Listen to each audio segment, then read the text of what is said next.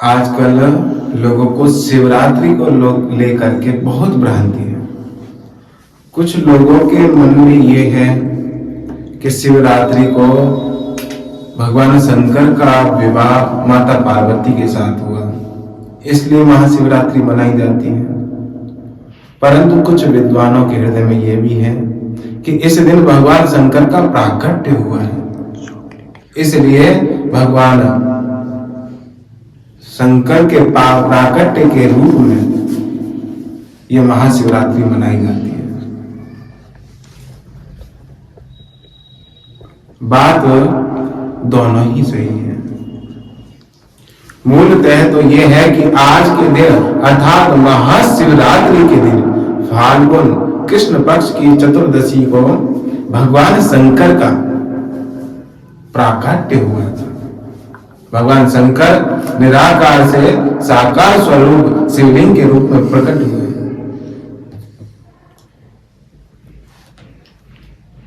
यह कथा हमें शिव महापुराण में विद्येश्वर संहिता में प्राप्त होती है, 8वें और 9वें अध्याय में। परंतु हम अगर विवाह उत्सव भी मना रहे हैं तो कोई गलत बात नहीं है, क्योंकि हमारा भारतवर्ष सदा ही त्योहारों का देश रहा है, उत्सवों का देश रहा है। तो विवाह उत्सव मनाना गलत नहीं है, परंतु यह भूल जाना कि आज के दिन भगवान शंकर का प्राकट्य भी हुआ है, यह गलत है। एक बार की बात है जब भगवान शंकर की माया से मोहित होकर के भगवान नारायण और भगवान ब्रह्मदेव अपने आप को सर्व पूज्य जगत नियंता मानने लगे। ब्रह्मा भगवान शंकर की माया से मोहित हुए ब्रह्मदेव एक दिन वैकुंठ लोक को गए और वहां जाने पर भगवान नारायण ने कोई अभिवादन आदि नहीं किया। यह देख करके ब्रह्मदेव नाराज हो गए, विचार करने लगे कि मैं जगत का पूज्य हूं, मैं सर्व पूज्य हूं, मेरे से ही सर्व उत्पन्न है, फिर भी मेरे आने पर यह खड़े नहीं हुए, मुझे प्रणाम नहीं किया। बड़े लोग जब अंदर से हृदय में बड़े होने का भाव आ जाता है तो हर ओर सम्मान पाने की इच्छा बढ़ जाती है। भगवान ब्रह्मदेव नारायण से बोले, पुत्र ये आचरण करने योग्य नहीं है। जब कोई पिता आराध्य गुरु जब आते हैं तो उठकर बैठ जाना चाहिए, उनको प्रणाम करना चाहिए, अभिवादन करना चाहिए, ना कि एक सूखे डंडे की भांति पड़े रहना चाहिए।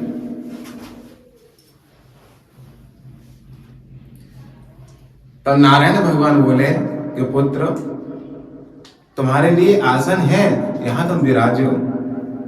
तुम्हारे हाव भाव और तुम्हारे नेत्र की चपलता हमें विपरीत भाव प्रदर्शित कर रही है। यह सुनकर के तो मानो ब्रह्मदेव की आग ही लग गई। वह क्रोध आवेश में भरकर एकदम कहने लगे कि काल की गति के कारण अभिमान में भरे हुए नारायण, तुम अपने ही पिता को अब पुत्र कहकर बुला रहे हो। लगता है तुम्हें दंड से अब कोई भय नहीं रहा, अब तुम अनुशासनहीन हो गए, तुम्हें लगता है तुम्हारे ऊपर अब कोई नहीं है। तब नारायण भगवान कहने लगे कि ब्रह्मदेव तुम मेरे से उत्पन्न हो, मैं इस संपूर्ण ब्रह्मांड का अधिनायक हूं, ये संपूर्ण ब्रह्मांड मेरे द्वारा उत्पन्न है। ऐसा कहते कहते बात ही बात में इतनी बात बढ़ गई कि दोनों की दोनों युद्ध के लिए तत्पर हो गए। आज ब्रह्मदेव और नारायण भगवान दोनों में अपने आप को सर्वश्रेष्ठ सिद्ध करने के लिए युद्ध होने लगा। और युद्ध होते होते इतना बढ़ गया कि एक दूसरे के प्राण लेने के लिए दोनों ने ही भगवान शंकर को स्मरण करके महाअस्त्रों को धारण कर लिया। भगवान नारायण ने माहेश्वर शस्त्र को धारण किया, संधाया, और भगवान ब्रह्मदेव ने पाशुपत शस्त्र को धारण कर लिया। ये दोनों ही दिव्य अस्त्र इतने तीक्ष्ण हैं कि इनकी ऊर्जा इतनी तीव्र, अगर एक बार भी ये आपस में टकराए तो संपूर्ण त्रिलोकी एक क्षण भर में प्रलय हो जाएगी, नष्ट हो जाएगी। जब भगवान शंकर ने देखा कि आज बिना समय पर ही प्रलय हो जाए, अब होने को है, तब भगवान शंकर अपने निराकार से साकार स्वरूप लेते हुए एक देदीप्यमान महादिव्य अग्नि के समान देदीप्यमान तेजस्वी स्तंभ के रूप में दोनों के बीच में प्रकट हुए। जैसे ही प्रकट हुए तो छोड़े गए जो अस्त्र थे, दिव्यास्त्र थे, वे दोनों के दोनों दिव्यास्त्र तेजहीन हो गए। ब्रह्मदेव और नारायण ने बड़े आश्चर्य के साथ उस दिव्य ज्योतिर्मय स्तंभ को देखा और कहा, ये स्तंभ जो इतना तेजस्वी है, जिसके तेज के कारण दोनों की दोनों दिव्य अस्त्र तेजहीन हो गए, ये कौन है? इसका आदि क्या है? इसका अंत क्या है? ब्रह्मदेव और नारायण भगवान आपस में विचार करते हुए शर्त रखी कि जो इसका आदि या फिर जो इसका अंत पहले ढूंढ कर लाएगा वही इस जगत का नियंता होगा, इस संपूर्ण ब्रह्मांड का पूजनीय होगा, इस संपूर्ण ब्रह्मांड का अधिष्ठाता होगा, मूल होगा। भगवान नारायण ने स्वीकार किया। दोनों ही अपने अपने वाहनों पर विराजमान होकर के, ब्रह्मदेव तो हंस पर सवार होकर के बैठ करके ऊपर की ओर आदि ढूंढने के लिए गए, और भगवान नारायण गरुड़ पर सवार होकर के नीचे की ओर कई कल्पों तक भगवान ब्रह्मदेव और भगवान नारायण ऊपर नीचे जाते रहे। इधर ब्रह्मदेव ऊपर जा रहे हैं, इधर नारायण भगवान नीचे जा रहे हैं, परंतु ना तो आदि मिल रहा है और ना ही अंत। एक दिन अचानक भगवान ब्रह्मदेव को ऊपर से आता हुए केतकी का पुष्प देखा। पुष्प को देख करके भगवान ब्रह्मदेव उस पुष्प से कहने लगे कि हे पुष्प ठहरो। पुष्प ने कहा कि तुम कौन हो जो मुझे ठहरने के लिए कह रहे हो? तब ब्रह्मदेव जो भगवान शंकर की माया से मोहित थे कहने लगे कि मैं इस संपूर्ण ब्रह्मांड का मूल रचयिता हूं। तब केतकी के पुष्प ने प्रणाम किया और कहा कि आज्ञा, कि यह बताओ कि तुम इस स्तंभ के बगल से गिरते हुए आ रहे हो, इस स्तंभ का आदि कहाँ है? तब केतकी के पुष्प ने हाथ जोड़कर कहा कि महाराज, मैं कई कल्पों से, कई युगों से इस स्तंभ के बगल से गिरता हुआ चला आ रहा हूं, परंतु मुझे यह नहीं ज्ञात कि मैं कब और किस समय इस स्तंभ के ऊपर से गिरा था। तब भगवान ब्रह्मदेव बोले कि कोई बात नहीं है, नहीं ज्ञात है तो एक बात और सुनो, हमारा ही पुत्र जो हमसे द्रोह कर रहा है, हमारा पिता बनने का प्रयास कर रहा है, आज इस कार्य के लिए तुम्हें एक झूठ बोलना होगा।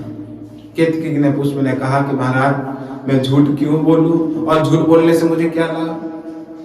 तब ब्रह्मदेव ने अपने पुरुषार्थ को दिखाते हुए कहा कि अगर तुम मेरे लिए झूठ बोलोगे तो मैं इस संसार में तुम्हें एक विशिष्ट स्थान प्रदान करूंगा। पर लोगों ने बस वह केतकी का पुष्प झूठ बोलने के लिए तैयार हो गया। ब्रह्मदेव उस केतकी के पुष्प को लेकर के नारायण भगवान के पास पहुंचे और नारायण भगवान से कहा कि हमने आदि को प्राप्त कर लिया। तब नारायण भगवान बोले हम क्यों माने, तुम तो पहले से एक चोर की भांति दूसरे की संपत्ति पर अपना अधिकार जमा कर अपना बताने का प्रयास कर रहे हैं। तब ब्रह्मदेव बोले कि हम झूठ नहीं कह रहे हैं, हम अपने साथ गवाही लेके आए हैं, ये केतकी का पुष्प। तब पुष्प ने भी कहा कि हाँ, इन ब्रह्मदेव ने इस ज्योतिर्मय दिव्य स्तंभ का आदि प्राप्त कर लिया है। तब भगवान नारायण ने ब्रह्मदेव को सर्वश्रेष्ठ मान करके उनके षोडशोपचार पूजा की, और जैसे ही पूजा की तो उस दिव्य स्तंभ में से आज भगवान महेश्वर प्रकट हो गए। और जैसे ही भगवान शंकर को ब्रह्मदेव ने देखा तो वो तो अत्यधिक मात्रा में कंपित होने लगे, डरने लगे। क्योंकि उनको पता है कि मैंने झूठ बोला है। गुण अवगुण जानत सब कोई, जेते भाव नीक दे सोई। हर कोई जानता है गलत क्या है और सही क्या है, जो मैंने किया है वह सही है गलत है, परंतु यहाँ सत्य का पता लग जाएगा, ऐसा विचार करके ब्रह्मदेव कपने लगे, डरने लगे। तब भगवान शंकर ने नारायण की तरफ देखा। नारायण भगवान ने भगवान शंकर को प्रणाम किया। भगवान शंकर ने नारायण को कहा कि तुम्हें कामना थी, पर कामना होने पर भी तुमने सत्य का ही साथ दिया, सत्य के साथ रहे, असत्य का भाषण नहीं किया। इसलिए तुम्हारा मेरे से पृथक मूर्ति होंगी और तुम्हारे नित्य उत्सव होंगे, तुम्हारी भी पूजा मेरे समान ही होगी। और ब्रह्मदेव की तरफ देखा और देख करके अत्यंत क्रोध के साथ अपनी भ्रकुटी से एक विकराल रूप धारण, एक काल स्वरूप भैरव को उत्पन्न किया। बोल काल भैरवनाथ की जय। और कहा कि जाओ, जिस मुख से इस ब्रह्मा ने असत्य का भाषण किया है उस मुख को काट दो। तब उस काल भैरव ने भगवान ब्रह्मदेव का पंचम सिर को काट दिया। तब भगवान नारायण ने भगवान शंकर से प्रार्थना की कि हम सब आपकी ही माया से ही मोहित हुए हैं, हे देवादिदेव, आप कृपा कर ब्रह्मदेव को क्षमा करें। और इधर ब्रह्मदेव का जो अहंकार था, जो बड़ा हुआ अहंकार था, वह मिट गया और वह भी दीनहीन भाव से भगवान शंकर के आगे खड़े होकर प्रार्थना करने लगे। तब भगवान शंकर ने उनको वरदान दिया कि तुम संसार में कहीं पूजे तो नहीं जाओगे, यह तो बात सत्य है, परंतु तुम्हारी उपस्थिति के बिना कोई कितना भी बड़ा यज्ञ हो सफल नहीं होगा। इसलिए हर यज्ञ में भगवान ब्रह्मदेव की उपस्थिति अनिवार्य है। उधर केतकी के पुष्प को श्राप दिया कि जाओ, तुम्हें हमने अपने ऊपर धारण किया था, अब तुम हमारी पूजा में कभी भी स्थान नहीं पाओगे। केतकी के पुष्प ने कहा कि महाराज, ज्ञाता ज्ञात कृतं पापम नाश्यत्येव ते स्मृतिः, तादृशे त्वे दृष्टि में मिथ्या दोषः कुतो भवेत्। अरे ज्ञान जानकारी के अनुसार या कहें ज्ञात या अज्ञात रूप में भी जो तुम्हारा स्मरण कर ले तो उसके पाप नष्ट हो जाते हैं। तो मैंने तो आपके साक्षात दर्शन किए भगवान, तो मेरे द्वारा झूठा हुआ बोला जाना या झूठी गवाही देने वाला पाप कहाँ रह जाता है। भगवान शंकर प्रसन्न हो कहने लगे कि मेरे पर तो तुम कभी नहीं चढ़ोगे, मेरी पूजा में तो तुम नहीं होगे, परंतु मेरे मंडप में जब तैयार होगा तो मंडप में भी तुम्हारा स्थान होगा। भगवान शंकर ने सबको उनकी यथा स्थिति के अनुसार वरदान और दंड प्रदान किए। और इधर ब्रह्मदेव और नारायण भगवान ने भगवान शंकर की जो दिव्य स्वरूप था, ज्योतिर्मय शिवलिंग का जो स्वरूप था, उसकी षोडशोपचार आदि पूजा की। तब भगवान शंकर ने वरदान दिया कि आज की तिथि जो फाल्गुन कृष्ण पक्ष चतुर्दशी है, इस दिन मेरा प्राकट्य हुआ है इस स्तंभ के रूप में, और इसी दिन सबसे पहले तुमने मेरी पूजा की है। शिवरात्रि को सबसे पहले पूजा भगवान नारायण और ब्रह्मदेव ने की है। इसलिए दिन में ततः पुण्यम भविष्यति महत्तरम शिवरात्रि रीति ख्याता तिथि रेशा मोक्रिया। यह है शिवरात्रि के रूप में, यह महाशिवरात्रि के पूज्य रूप में सदा पूजनीय रहेगी। और जो व्यक्ति वर्ष में एकम पूजायाम वर्ष में एकम निरंतरम